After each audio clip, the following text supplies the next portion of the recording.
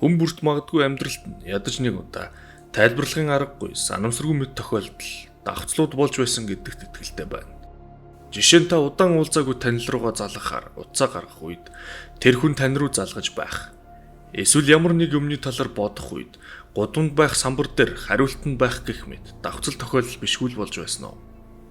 Хүн төрлөختөн түүхийнхээ явцад хачирхалтай давхцал тайлбарлахад амаргүй тохиолдлуудад таарсаар ирсэн билээ. Ийм жишээ маш их байдаг бөгөөд хамгийн алдартай давхцал тохиолдлуудын талаар өнөөдөр хүргэх болно. Францын хаан 16 дугаар Людовиктэй холбоотой нэгэн сонирхолтой баримт байдаг нь түүнийг баг залуу байхад нь нэгэн одон оронч түүнд 21 гэдэг тооноос болгоомжилж санаж явахыг хэлсэн байна. Энэ нь түүнд маш гүнзгий сэтгэл төрүүлж 16 дугаар Людовик хаан насан туршдаа энэ тооноос зэрвэх болжээ. Тэр сар бүрийн 21-ний өдрүүдэд ямар ч ажил төлөвлөлтгүй байсан бөгөөд гэрээсэж гардаггүй байж. Энэ баримт үнэн эсхийг бид баттан мэдэхгүй ч 21 гэх тоо түүний амьдралд үнэхээр чухал тоо болох нь түүхийн шаргал хуудаснаа үлдсэн юм. Тэр үед хожим түүхэнд Францын хувьсгал гэж тэмдэглэгдэн үлдсэн хувьсгалын үйл хэрэгүүд эхэлсэн бөгөөд улс орны байдал тогтворгүй болж ирсэн учраас 1791 оны 6 дугаар сарын 21-ний өдөр Людовик хаан аргагүй эрхэнд гэр бүлийн хамт Францаас оргон зүгтэж байгаад хувьсгачдад баригдсан юм.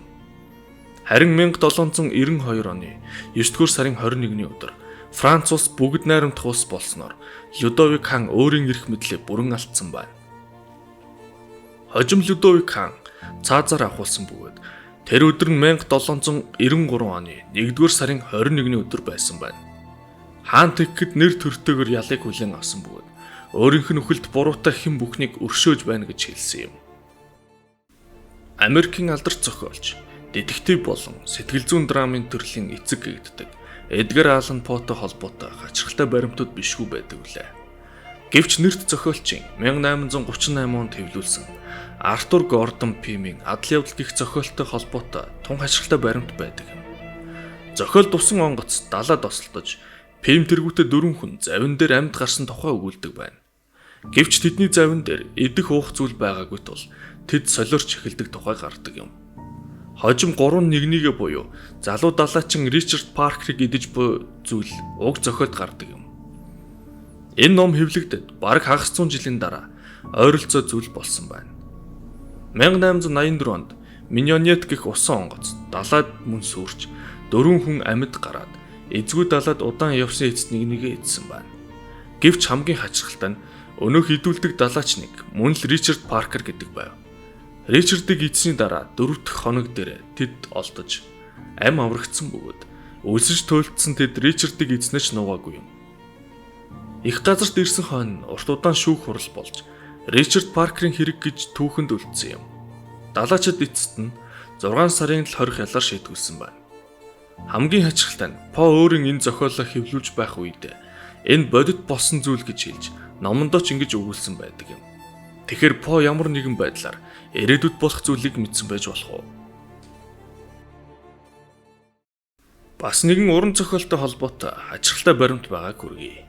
Энэ түүх мөн усан онгоцтой холбоотой бөгөөд тэр дундаа хүн бүрийн мэдэх Титаник хөлөгтэй холбоотой түүх юм. 1898 онд буюу алдарт Титаник хөлгийн ослоос 14 жилийн өмнө Америкийн зохиолч Морган Робертсны Futility гэх зохиол хэвлэгдэн гарсан юм. Зохиолд хизэж живхгүй, живэгч боломжгүй гэгдэх Титан гэх авраг усан онгоц гардаг бөгөөд мөн л Атлантын далайд мөсөн уултай мөргөлдсөний дунд живсэн тухай өгүүлдэг байна. Энэ онгоц бүхэл техникийн үзүүлэлт талаас аж харагдах байдлаараа Титаник хөлөгтэй ижил байсан бөгөөд жинхэнэ Титаник шиг аврах цаг хүртэл хүрэлцээгүй цөөхөн байсан тухай бичсэн байж. Номонд гарах онгоцонд 3000 зорчигч байсан бол жинхэнэ Титаникт 2207 зорчигч. Зохиолт 24 аврах зав байсан бол амьдрал дээр 20 аврах зав гэх мэт ойролцоо давтцлууд олон байжээ. Ном хэвлэгдсэн даруйда алдарт хүрээгүй бөгөөд хэвлэхийг зөвшөөрсөн хэвлэлийн газар хүртэл харамсаж байсан гэлцдэг. 14 жилийн дараа буюу 1912 онд Титаник хөлгийг ослцсны дараа энэ зохиол мэдээж алдар нэр төрж ахин чивэлтэнд орсон байна. Нэг талаараа энэ зохиол эзэндээ асар их алдар нэр авчирсан ч нөгөө талаараа маш их хүний уур бухимдалтай тулгарсан юм. Титаник хөлгийн хохирчдын арга гэрийнхэн зохиолчийг нэн тэргуунд үзэн ядаж зарим нэг нь буруутгаж байсан байна. Зохиолч Морган Робертсон Титаникээс 3 жилийн дараа буюу 1915 онд нас барсан юм. Энэ төрлийн баримтуудаас хамгийн алдартай нэгэн баримт бол Америкийн Эгц улсын 2 ерөнхийлөгчтэй холбоотой хачирхалтай баримтууд юм. Тэд бол Америкийн Эгц улсын 16 дахь ерөнхийлөгч Авраам Линкольн болон 35 дахь ерөнхийлөгч Джон Фицжеральд Кеннеди нарын хоорондын хачирхалтай төсөөтэй баримтууд юм. Линкольн 1860 онд ерөнхийлөгчөөр сонгогдож байсан бол Джон Кеннеди яг 100 жилийн дараа буюу 1960 онд ерөнхийлөгчөөр сонгогдож байжээ. Хоёулаа 5 дахь өдөр эхнэрүүдийнхээ дэргэд толгоон ар хэсэгтээ буудуулж нас барцгаасан. Тэдний эхнэрүүд хоёулаа язгууртан сурвалжит гаралтай хүмүүс байсан бөгөөд хоёулаа цагаан ордонд амьдарч байх үедээ хүүхдүүдээ алдаж байжээ. Линкольн Вашингтон мужид байх Ford гэдэг театрт үзэр үзэж байхдаа алуулсан бол Кеннеди Ford Motors компанигийн үйлдвэрлэсэн Lincoln маркийн машин зорчих үедээ буудуулж нас барсан байна. Тэдний үхлийн дараа ерөнхийлөгчийн үүргийг гүйцэтгэхээр хоёуланд нь Джонсон гэх овогтод тухайн үеийнхээ дэд ерөнхийлөгч нар томилогдоод зогсохгүй тэдэнд хүртэл хоорондоо ижил зүйлс байжээ. Линкольныг орлсон Эндрю Джонсон 1808 онд Өмнөд нутагт төрсэн нэгэн байсан бол Кеннедиг орлсон Линдон Джонсон мөн л яг 100 жилийн дараа буюу 1908 онд мөн л Өмнөд нутагт төрсэн нэгэн байжээ. Линкольны хувийн туслахын нэрийг Джон гэдэг байсан бол Кеннедигийн туслахын овгийг Линкольн гэдэг байж. Үүгээр мөн дуусах болоогүй. Тэднийг хөнөөсөн алуурчд болох Джон Уилкс Бут 1839 онд төрсэн бол Кеннедигийн алуурчин Ли Харви Освальд 1939 онд буюу мөн л 100 жилийн зайтай төрсэн. Тэд хоёулаа шүүх хурал болохоос өмнө алуулсан байдаг байна. Зарим судалгаанд Линкольны алуурчин Джон Уилкс Бут 1838 онд төрсэн гэдэг хувилбар байдаг бөгөөд хэрв тэр нь үнэн бол энэ удаад 100 жилийн зөрүү үгүй болж байна. Линкольны хамтрагч сайн найз Эдлай Эвингс Стивенсон байсан бол Кеннедигийн ойрын найз нь мөн л Эдлай Эвингс Стивенсон гэж нэртэй бөгөөд Линкольны найзынх нь ачин байжээ.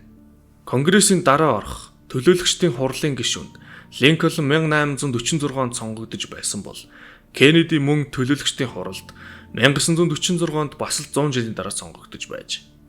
Тэд хоёулаа баяруудын өмнөх өдөр алуулсан бөгөөд Линкольн улаан өндөгний баярын урд өдөр, Кеннеди талархлын баярын өмнөх өдөр алуулсан байна. Мөн тэд Аз толлоор хоёулаа могоо жилтэй байж. Хоёр ерөнхийлөгчин овг, ижил, 7 үсэгтэй. Тэдний орлогчдын нэр мөн ижил 13 үсэгтэй. Тэдний алуурчид тус бүр 15 үсэгтэй нэрнээс бүрдэж байжээ. Линкольн Кеннедигийн хоорондын ижил зүйлс үүгээр дуусах болоогүйч бид хамгийн сонирхолтойгоос нь төвөрлөн орууллаа.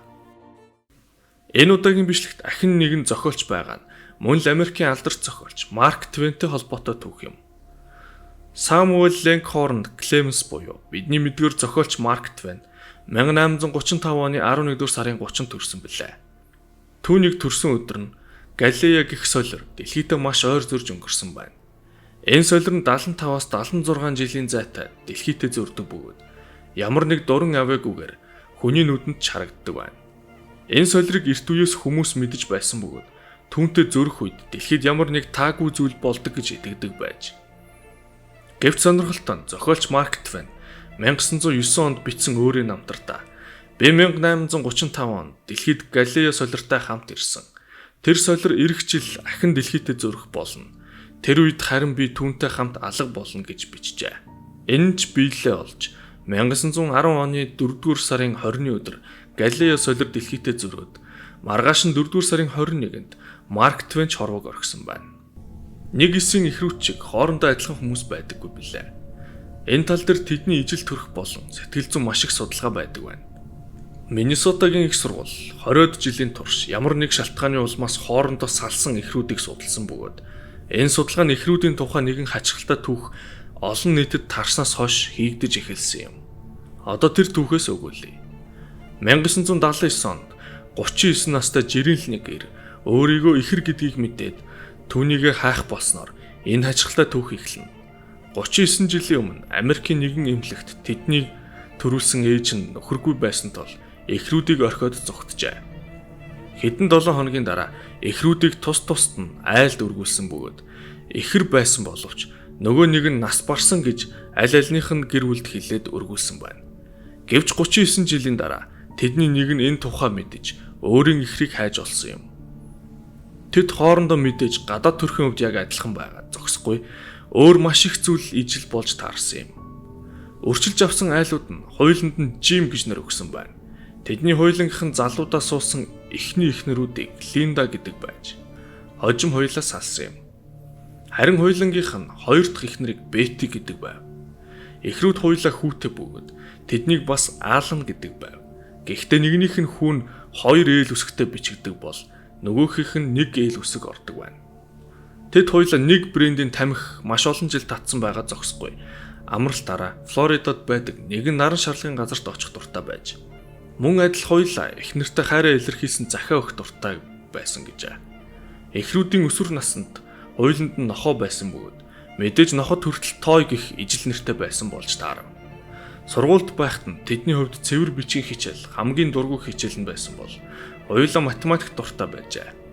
Тэд хожим хоёулаа хуулийн байгууллагт ажиллаж байсан бөгөөд хуулийнхын толгой үе үе өвддөг зовёртой байж эхрүүдийг ганцхан өсний заслан л ялгаж байсан байна. Энэ бичлэгийн төгсгөлд алдарт жүжигчин Энтони Хопкинстой тохиолдсон явдлыг хүргэе. Хураг майлхаа болно. Ханнибал зэрэг дэлгэцийн бүтээлүүдээр нь бидний сайн мэдэх Британи гаралтай жүжигчин Энтони Хопкинс 1974 онд Girl from Petrovka буюу Петровкагаас ирсэн бүсгүй гэх кинонд дүр бүтээсэн юм. Тэр кино Жорж Файферийн адил нэртэй романоос сэтгүүлсэн байсан бөгөөд Хопкинс кинонд нь тоглохын тулд энэ номыг оригинал хувилбараар нь олж унших шаардлагатай байж.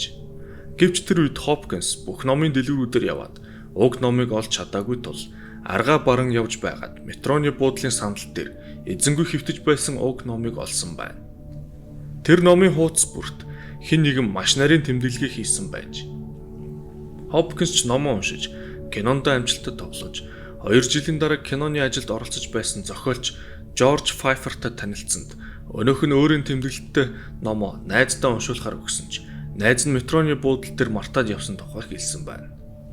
Энэ бүх түүхүүдийн дараа ертөнцид дээрх юм бүхэн үйл явдал, хүмүүс, мэдээлэл хүртэл хоорондоо ямар нэг байдлаар холбоотой мэт санагдаж байна уу?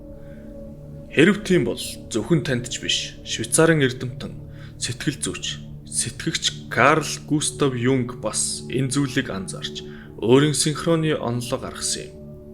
Түүний дүгнснээр хүн болон түүний хүрээлэн буй орчин тодруулбал орон зай, цаг хугацаа, оюун ухаантай ухаангүй ялгаагүй хоорондоо маш нягт холбоотой байна. Одоогоор энэ зүйлийг бид ойлгож танихад эрт байна гэсэн юм. Та бүхэн энэ мэтийн хачирхалтай тохиолдолтой учирч байсан бол эсвэл эдгээр шиг түүх мэддэг бол сэтгэл хэсэгт бусдаагаа хуваалцаарай. Өнөөдрийн бэлтгэсэн бичлэг таалагдсан гэж найдаж байна.